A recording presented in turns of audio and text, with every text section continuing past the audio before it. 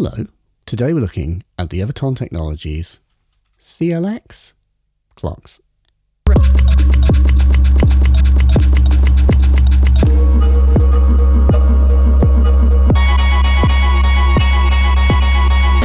CLX is a clock source. It has two clock sources in it, in fact, an A and a B.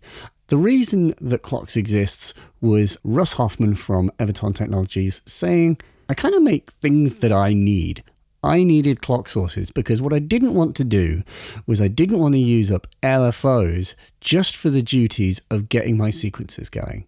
It is a critical thing. When you have sequences which don't have inbuilt clocks, as many don't, you need a clock source to make them do their thing. And so this is a dead simple module that produces square wave clocks, nice steady streams. However, that is a lie because it is more complex than that. There's a kind of interesting hook with this because while this A and B clock are not related, we can spin them at different speeds, they do have these funky ass logic outputs. So what this means is that we get a kind of logic combined version of both of these.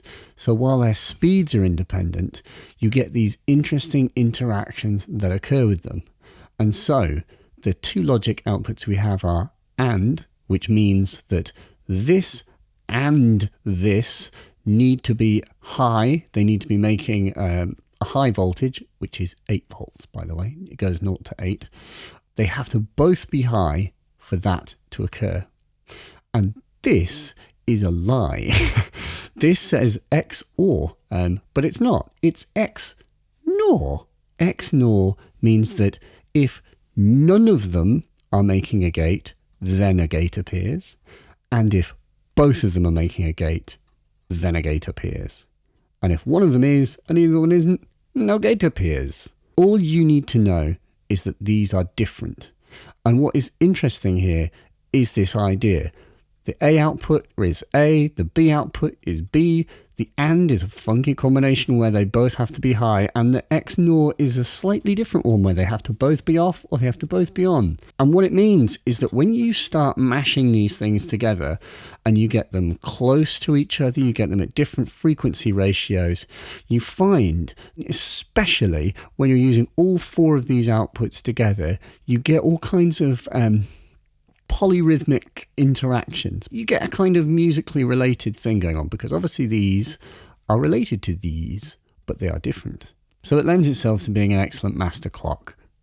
Note there is a high and a low ting. What this is just changing the rate. And in low mode, it goes from half a hertz to 10 hertz.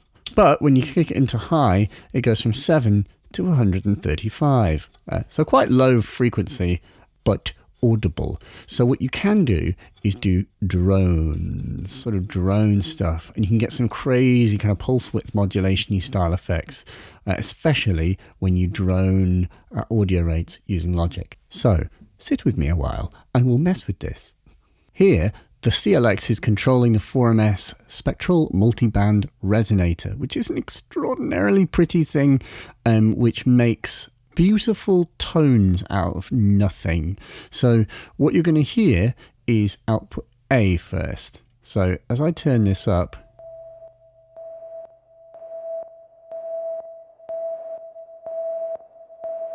output A. Doot.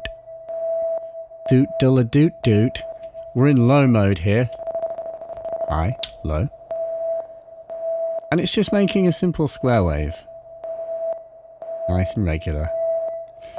We've got a CV slew switch on the 4MS spectral multiband resonator, which, if you do it, takes the click out. It's exactly what it's designed to do.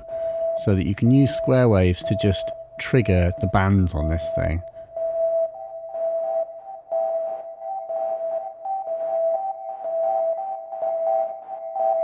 That is output B.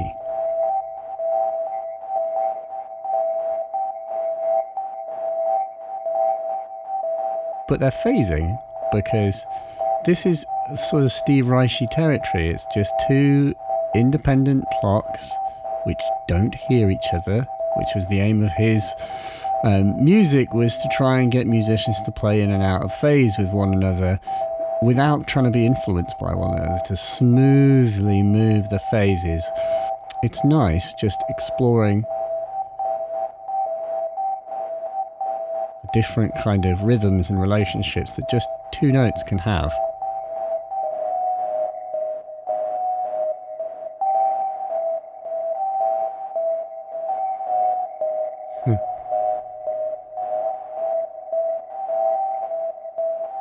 Of course, we don't just have this A and B, we've got these funky ass logic outputs. So let's try those.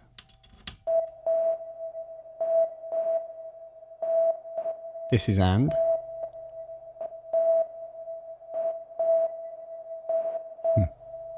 They both have to be active for AND to work. And then this is XNOR.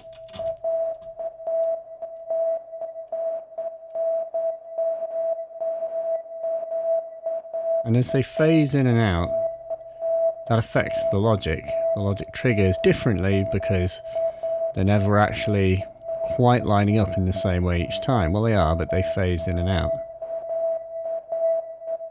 And so XNOR is kind of more regular, and kind of less so. And then we can just sort of experiment with switching them in and out of one another, trying different combos.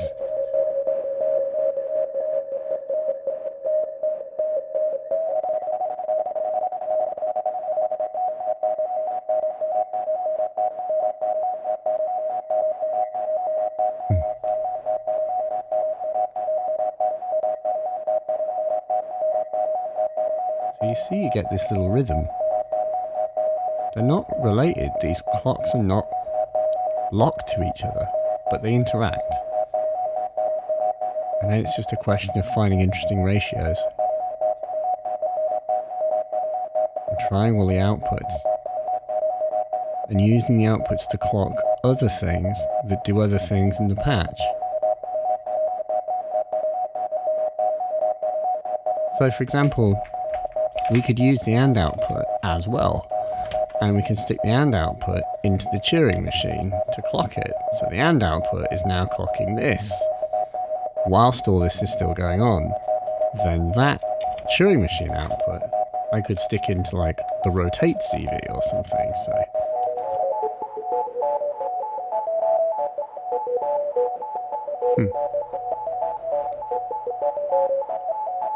nice.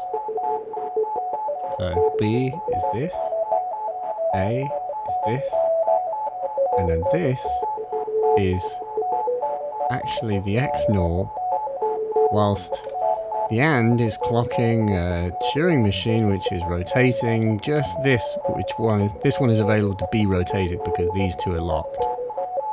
Yeah, it's interesting. Like the CLX is kind of just making it all happen. But because of the logic, it unlocks kind of interesting potential within just something so basic as 2 square wave generators.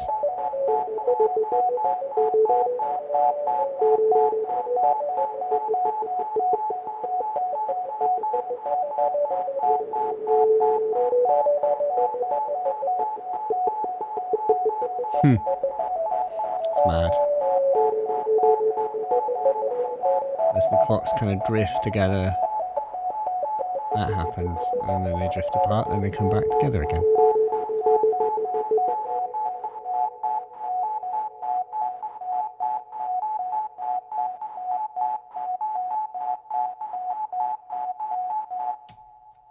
Ace. If everything is going to plan, you should hear this. Whoa! It makes a square wave, a really nice square wave that I'm going to filter. I'm going to filter it with this, the beautiful post-lawsuit filter.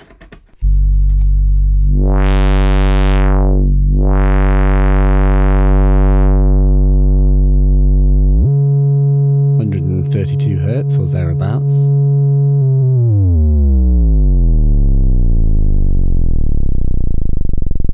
Of course then it starts to drop off and become subaudible. Cool. So it's a square wave generator. But we have a second output, B, and B is totally independent to A. So if I plug B in,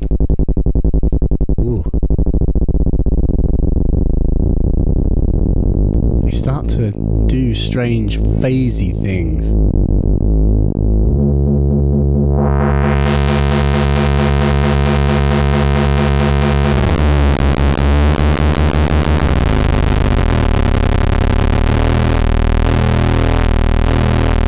You can imagine this makes it a good source for drone, bass drone. You get all these kind of beat frequencies that occur depending on the relationship of the two.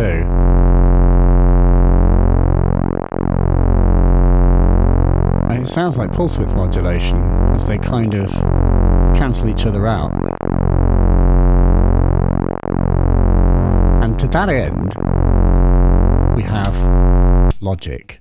We get even more complex tones.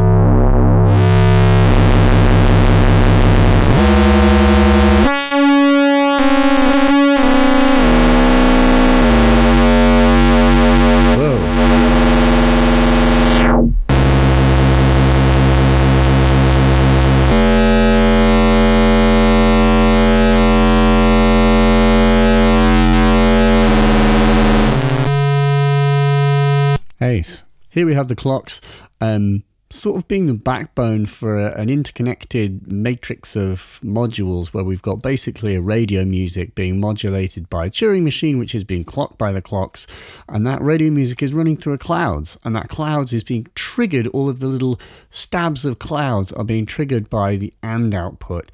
And also this thing's feeding off and triggering a bass drum elsewhere, so it's kind of like this interconnected mangly matrix where you adjust these dials and kind of weird interactions happen. Sometimes it's musical, sometimes it's not musical, and it shows how this thing can operate as the kind of clocking backbone to a system, even though these things aren't interconnected.